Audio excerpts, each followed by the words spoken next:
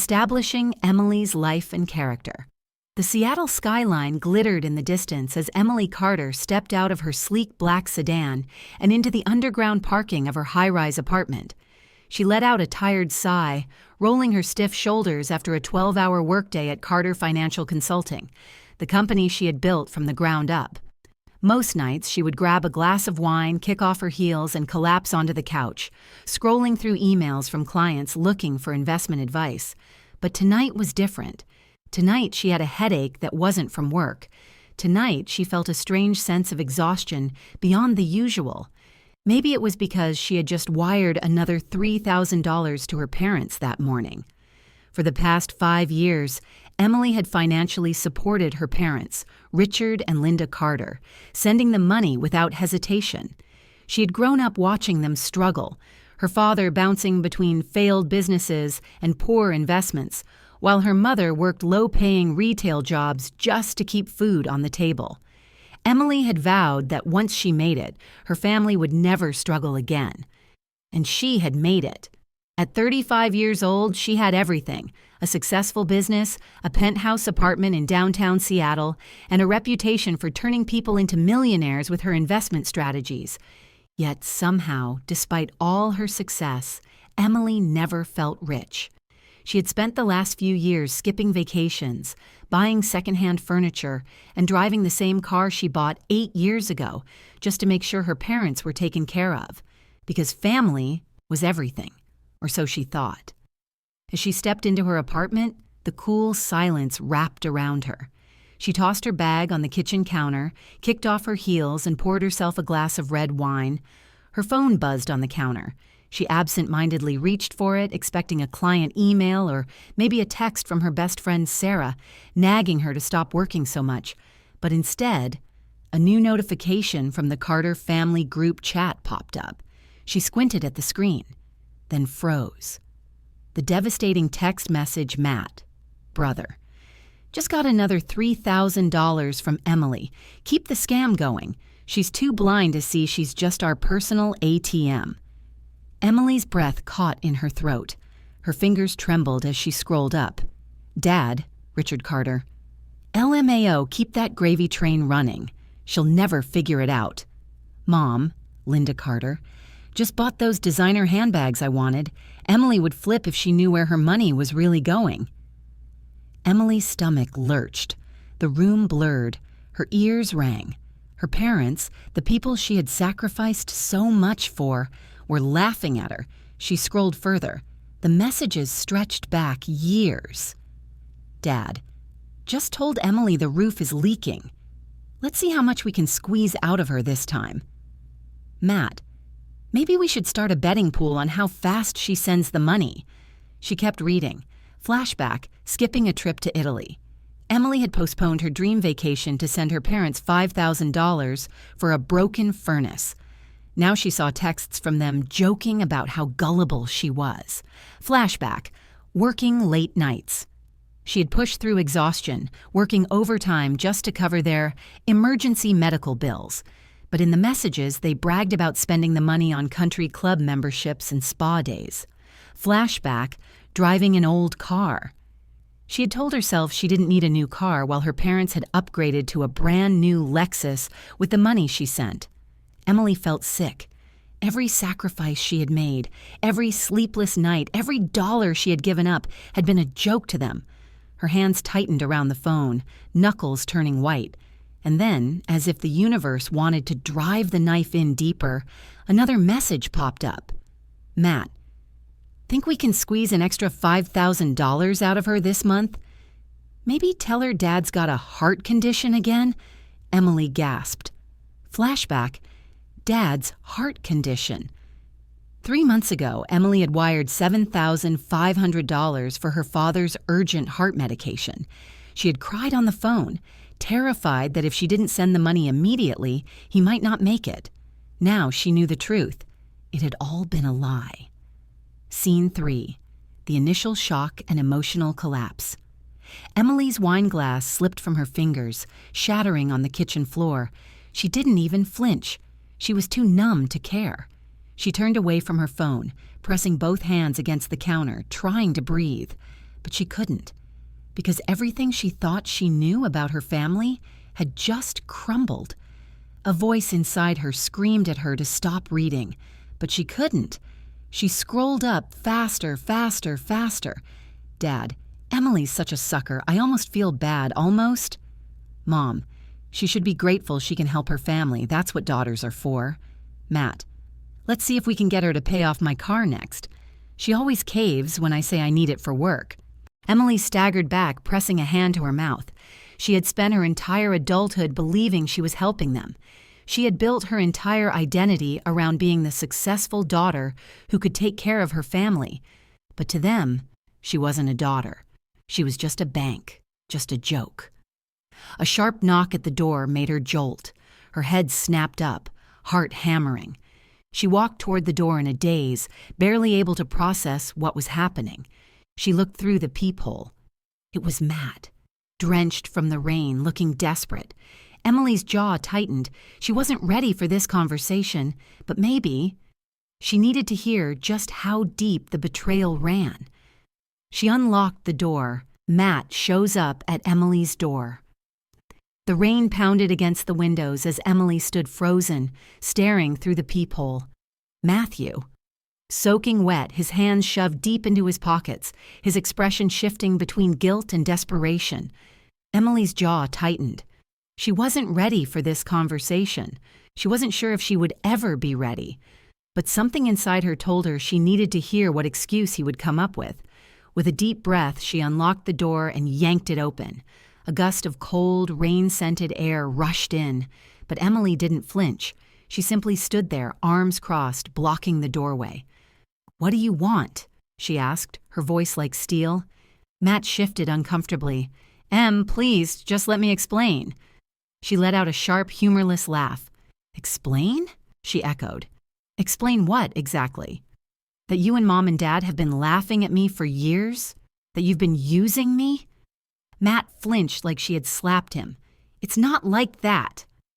Emily's anger flared. Without a word, she held up her phone, the screen still displaying the group chat messages. "So you weren't planning on faking another emergency to squeeze more money out of me?" she snapped. Matt's face paled. His eyes flicked to the phone screen, then back to her. He couldn't deny it. And that's what made Emily's stomach turn the most. There wasn't a single trace of shock on his face. No realization, no genuine regret. He knew. He had always known. Matt started, but Emily cut him off. "Save it." Her voice was ice cold. "You have exactly 1 minute to tell me why the hell I shouldn't shut this door in your face right now." Matt swallowed hard. Then, finally, he sighed, shoulders slumping. "Mom and Dad, they put me up to it." Emily let out a slow, deep breath through her nose, gripping the doorframe so tightly her knuckles ached. "Oh, so you were just following orders?" she shot back. "Like some kind of financial Nazi?" Matt winced. "It wasn't like that." Emily took a step forward, forcing him to back up onto the porch.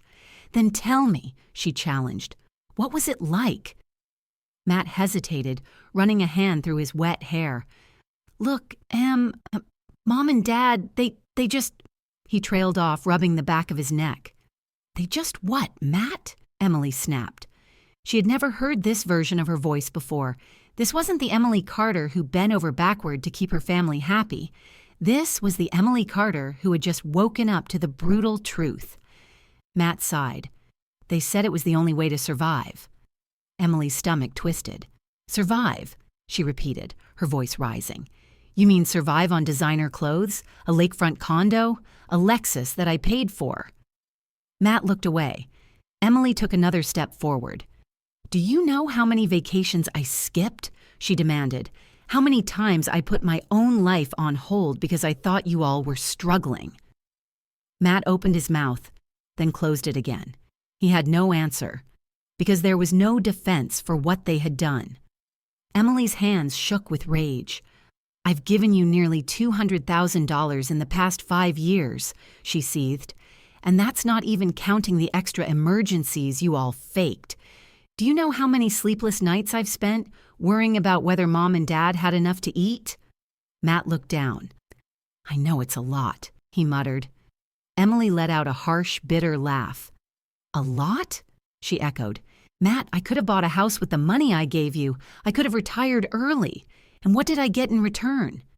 She shoved her phone closer to his face, forcing him to read the texts out loud. "Let's see how much we can squeeze out of her this time," she recited, voice trembling with fury. Matt's throat bobbed as he swallowed. "Emily, You bet on me, Matt," she whispered, her voice breaking. "You and Mom and Dad made a game out of my kindness." The words hung between them, heavy and unforgivable. For the first time, Matt looked truly ashamed. "They took it too far," he admitted, voice barely above a whisper. Emily stared at him, and that was the moment she knew. He wasn't sorry for what he did. He was sorry that she found out. She exhaled sharply, stepping back inside and gripping the door handle. "I think you should leave." Matt's eyes widened. "Emily, please." "No." Her voice was calm now, deadly calm. "I've been Emily, please for too long. Now I'm just Emily." And with that, she shut the door in his face. She locked it. Then she walked away. Her heart pounded, her hands shook. And for the first time in her life, she realized something. She wasn't the fool here. They were. Because they had spent years underestimating her. And now? Now they were about to learn what happened when they finally pushed her too far. Emily calls. Her lawyer. Emily sat at her kitchen counter, staring at the mess of shattered glass and spilled wine on the floor. She should have cleaned it up by now, but she couldn't move. Her mind raced with every disgusting message she had read, every manipulation, every lie. Her own family had mocked her, used her, bet money on how fast she'd send them more. She should have been crying, but she wasn't. She was angry, and that anger was the only thing keeping her from breaking apart completely. Her phone buzzed again. Mom, Linda Carter. "Emily, I don't understand why you're acting like this. We are family. Please call me." A second later, another message. Dad, Richard Carter. "Stop this childish behavior immediately. We need to talk." She ignored them both. Instead, she scrolled through her contacts and hit dial. The phone rang twice before a familiar voice answered. "Emily?" "Hey, what's up?" Sarah Mitchell, her best friend and attorney. Emily opened her mouth, but the words got stuck in her throat. For a long moment, she didn't know how to say it, but then her rage boiled over and everything spilled out. "Sarah, they've been scamming me, my whole family, for years." A pause. Then, "Wait, what are you talking about?" Emily squeezed her eyes shut, gripping her phone so tightly her fingers ached. "I've been sending them money, thousands every month, and it turns out they were never struggling. They were using me, laughing at me." Sarah's voice sharpened. "Emily, start from the beginning." And so she did. She told Sarah everything, the fake medical emergencies, the luxury purchases, the group chat where they joked about squeezing her for more money. By the time she finished, Sarah was silent. Then, "They did what?" Emily let out a humorless laugh. "Yeah, that was my reaction too." Sarah's voice was furious. "Emily, listen to me. You need to cut them off immediately. No more money, no more access, nothing." Emily nodded, even though Sarah couldn't see her. "I know, I don't even know where to start." "I do," Sarah said firmly. "First, we go through every financial connection you have with them. If they're on your accounts, insurance policies, investments, we remove them." Emily's stomach dropped. She hadn't even thought about that. Her parents were still on her health insurance. Her father's heart medication, the one she now suspected never existed, was covered under her plan. They were also beneficiaries on her life insurance policy. She felt sick. "One step at a time," Sarah said gently. "I'll help you through this, but you have to be firm, Em. They are not your responsibility." Emily swallowed hard. Then she took a deep breath. "Let's do this." Emily takes action. The next morning, Emily sat at her desk, laptop open, fingers hovering over the keyboard. She had a plan. Step 1, Cancel all direct deposits. Her fingers flew over the keys as she logged into her banking portal. For 5 years, her parents had received an automatic $3,000 transfer from her account to theirs. She clicked, Cancel recurring payment. A confirmation box popped up. Are you sure you want to cancel this recurring transaction? Emily's finger hovered over the mouse. Then she clicked, Yes. Just like that, the gravy train was over. Step 2. Close the investment account. 3 years ago, Emily had secretly opened a retirement fund for her parents. She had been contributing $1,000 a month, hoping to surprise them with it when they turned 70. Now, she was taking it back. She clicked Close Account. Within seconds, the balance, $50,000, was transferred back into her personal account. Gone, just like that. Step 3. Remove them from her health insurance. She dialed her insurance provider. Hi, I need to remove 2 dependents from my plan. Sure, the rep said. What's the reason for the removal? Emily hesitated. Then a cold realization hit her. She didn't owe them an explanation. They're no longer eligible, she said flatly. 30 minutes later, it was done. Step 4. Change her life insurance beneficiaries. She logged into her life insurance policy and stared at the screen. Beneficiaries, Richard Carter. 50% Linda Carter. 50%. Her stomach twisted. She clicked Edit. She deleted their names. Then she typed Seattle Children's Hospital, 100%. A small, satisfied smirk tugged at her lips. She hit Save. The family reacts. It took less than 6 hours for the backlash to begin. First came the calls. Mom, Linda Carter. Emily, what did you do? Your father just went to pick up his medication and the pharmacy said his insurance isn't valid anymore. Emily rolled her eyes. The medication that doesn't exist, Mom? She hung up. Then came the texts. Dad, Richard Carter. We need to talk. Now. Matt, brother. What the hell, Em? Mom's crying. Dad's freaking out. Why are you doing this? Emily ignored them all. Then her phone rang again. She sighed, glancing at the caller ID. Matt. She let it go to voicemail. A few seconds later, a notification popped up. Voicemail from Matt Carter. She pressed play. Emily, come on. Look, I get that you're mad, but you're taking this way too far. Dad's stressed out, and you know he has a weak heart. Mom's been crying for hours. Do you really want to do this to your family? Just call me back, okay? We can fix this. Emily let out a slow, shaky breath. The gaslighting never ended. They weren't apologizing. They weren't owning up to their betrayal. They were still playing the victim. Her blood boiled. She deleted the voicemail. Then she blocked their numbers. For the first time in years, she felt free. But she knew it wasn't over. Not yet, because her family wasn't going down without a fight. Parents face consequences. The silence lasted less than 3 days. At first, it was peaceful. Emily woke up to 0 missed calls, no guilt-tripping texts, no desperate voicemails. For the first time in years, she felt like she could breathe. But deep down, she knew it wouldn't last. And she was right. Because on the morning of the 4th day, her phone buzzed with a new text. From Matt. Matt, brother. Dad's car just got repossessed. What do we do? Emily stared at the message, her lips curling into a humorless smirk. Well, that didn't take long. She didn't respond. An hour later, another text. Matt, Mom's freaking out. The bank sent them a foreclosure notice. If they don't come up with the mortgage payment by next month, they're going to lose the house. Emily took a sip of her coffee, utterly unmoved. What did they expect? They had spent years living off her money, using it to fund their luxury lifestyle while she worked herself to exhaustion. Now they had to face reality. She set her phone down and went back to reviewing a client portfolio. She had work to do. The parents' desperation.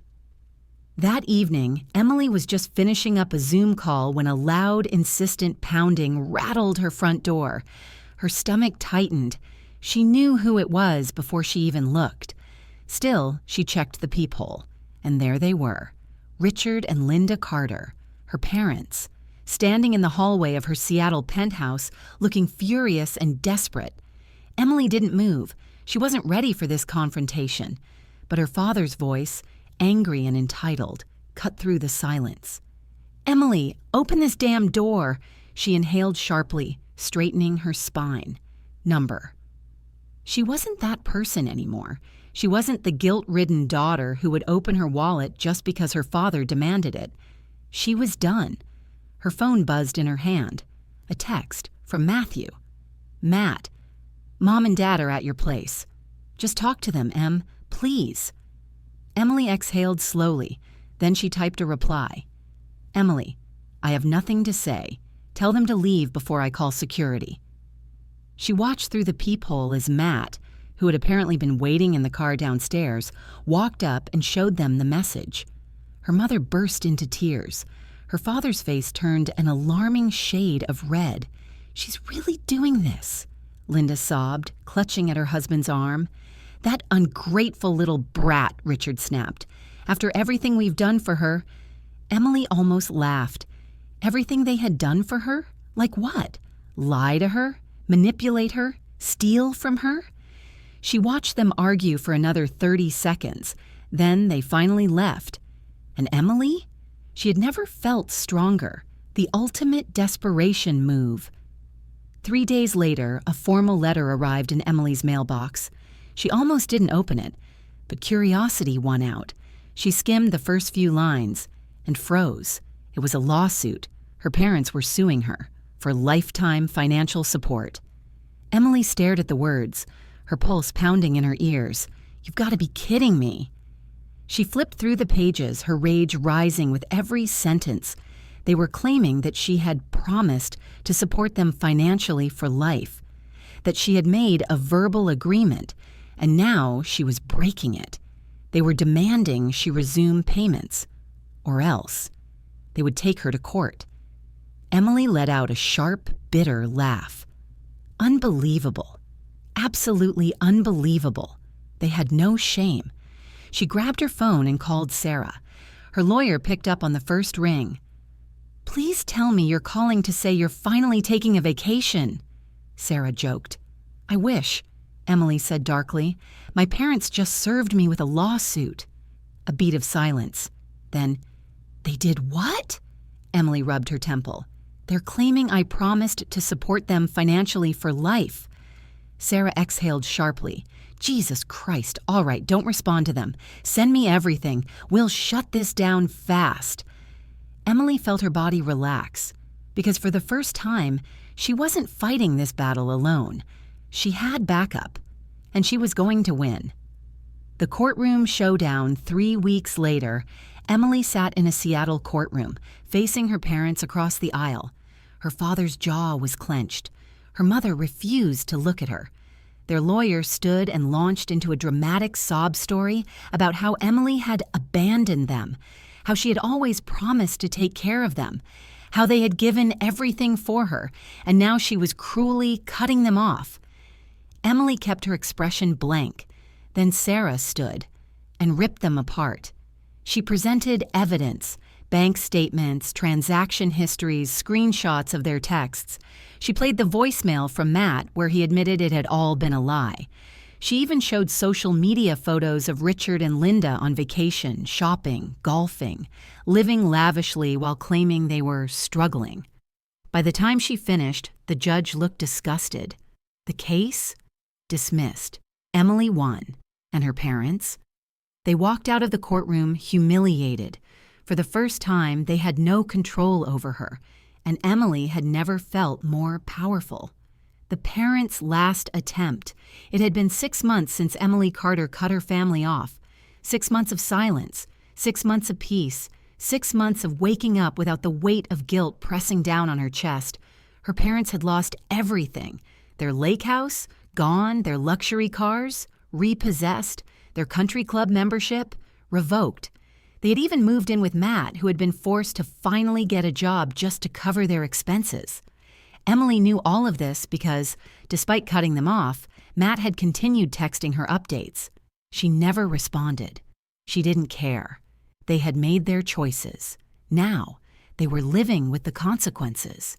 But on a cold winter evening, Emily arrived home from a business trip to find something she never expected: her parents, waiting for her on the steps of her penthouse. Her stomach turned. They looked horrible. Her mother's once perfect blonde highlights had grown out, revealing streaks of gray. Her father, who had always been so proud and arrogant, looked hollow, thinner, older. They were wearing clothes she didn't recognize, cheaper, worn, not the designer brands they used to brag about. For a moment, just a moment, a flicker of pity crept into her chest. But then she remembered. She remembered the messages. She remembered the betting pools. She remembered them laughing at her behind her back. And just like that, the pity vanished. She exhaled slowly, squared her shoulders, and approached. "What are you doing here?" Her voice was flat, cold. Her mother's lip trembled. "Emily, please. We just want to talk." Her father nodded quickly. "We've learned our lesson," he said, his voice hoarse. "These past months have been hell." Emily stared at them. She unlocked the door, but she didn't invite them inside. "You have 5 minutes." The apology. That wasn't an apology. They perched awkwardly on her couch while Emily remained standing, arms crossed. Her mother sniffled. "We never should have taken advantage of your generosity." Her father nodded along. "We lost everything, Emily," he said, shaking his head. "The condo, the car, our savings.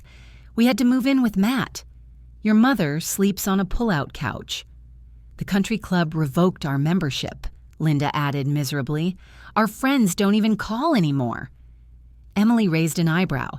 She waited for the actual apology, waited for them to say, "We were wrong," waited for them to say, "We're sorry we hurt you." But it never came.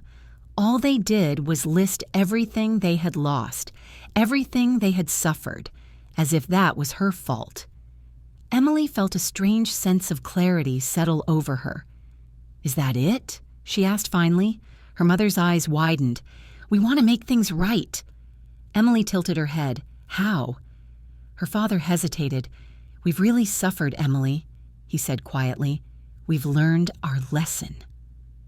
Emily let out a low breath. What lesson would that be? They exchanged a glance. Finally, her father spoke. "That we shouldn't have taken you for granted." Emily felt a bitter laugh rise in her throat. Translation: "We should have been more careful about getting caught." "No," she said softly, shaking her head. "You haven't learned anything." Her mother looked offended. "What do you mean?" "We came all this way to apologize." Emily met her gaze. "No, you came all this way to tell me how much you've suffered without my money." Her mother's face crumpled. Her father's expression hardened. "So that's it," he snapped. "You're just going to keep punishing us over a few jokes?" Emily's fury ignited. "A few jokes?" she repeated, voice dangerously low. Her father crossed his arms. "Families tease each other, Emily. We were just messing around." Emily stared at him. "You bet money on how fast I'd send you cash." "We were joking. You laughed at me while I worried about whether you had food on the table." Her father shrugged. "That's what families do." Something inside Emily snapped. She turned toward the door and opened it. "Get out!" Her mother gasped. "Emily—" "I wish you well," Emily interrupted, voice calm but firm. "I really do. I hope you find a way to live comfortably within your means, but I can't be part of your lives anymore." Her father's face turned red. "After everything we've done for you?" Emily let out a cold laugh. "What exactly have you done for me, Dad, besides take and take and take?" He had no answer. Her mother tried again. "You can't mean that, sweetheart. We need you." Emily met her gaze. "That's the problem," she said quietly. "You don't need me. You need what I can provide. There's a difference." Her father's expression twisted with rage. "You'll regret this," he hissed. "Family is all you have in the end." Emily shook her head. "No, Dad. Her voice was steady, strong. Family is supposed to be the people who love you unconditionally. She took a step forward. I've built that family, with my friends, with people who actually care about me. She looked them dead in the eye. What you offered me was just a transaction. Then, without another word, she closed the door in their faces. And this time, she didn't feel guilt. She didn't feel regret. She felt peace, because the ATM was permanently closed, and for the first time in her life, she was truly free.